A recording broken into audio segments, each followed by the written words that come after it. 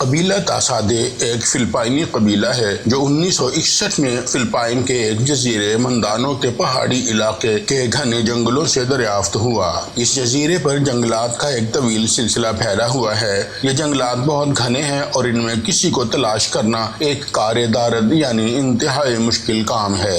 ایک شکاری جس کا نام دفالو تھا اس جزیرے پر شکار کی تلاش میں ایک گھنے پہاڑی جنگل سے گزر رہا تھا کہ اسے وہاں انسانی قدموں کے بہت سے نشانات نظر آئے۔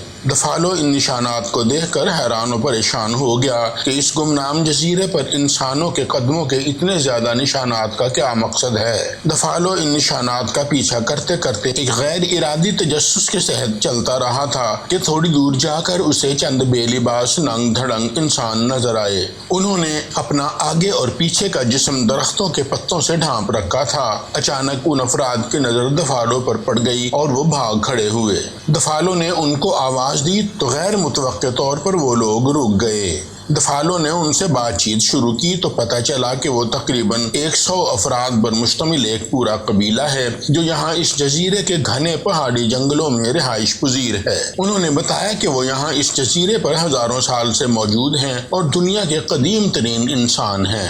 انہوں نے بتایا کہ وہ لوگ اب تک اس جزیرے سے باہر نہیں گئے ہیں اور وہ پتھر کے زمانے سے بھی پہلے سے یہاں پر رہتے ہیں۔ دفالو نے ان کی رہائش کی جگہ دیکھی تو وہ ایک تاریک گہری غار تھی جس میں وہ تمام افراد گزر بسر کرتے ہیں اور اس غار کی لمبائی 50 فٹ اور چوڑائی تقریباً 30 فٹ تھی۔ وہ لکڑی کو رگڑ کر آگ جلاتے تھے اور ناریل اور گھاس کی کونپلیں کھا کر زندگی گزارتے تھے۔ اس کے علاوہ دوسرے پھل بھی ان کی خوراک تھے۔ چھوٹی چھوٹی مچھلیاں پکڑ کر انہیں آگ پر پکا کر بھی کھا لیتے تھے۔ وہ چھوٹے قد کے تندرست لوگ تھے اور ان میں بیماریاں بہت ہی کم بلکہ نہ ہونے کے برابر تھیں۔ ان کے مطابق گزشتہ چند سالوں میں ان کے ہاں صرف ایک موت واقع ہوئی تھی۔ انہوں نے بانس کی چھوٹی چھوٹی چھریاں بنا رکھی تھیں جن سے وہ کانٹ چھانٹ کا کام لیتے تھے۔ اس کے علاوہ ان کے پاس کوئی ہتھیار نہیں تھا۔ انہوں نے سمندر کبھی نہیں دیکھا تھا۔ انہوں نے روٹی، چاول، شکر، مکئی کو کبھی دیکھا تک بھی نہیں تھا۔ وہ نمک اور تمباکو وغیرہ کے استعمال سے بھی مکمل طور پر ناواقف تھے۔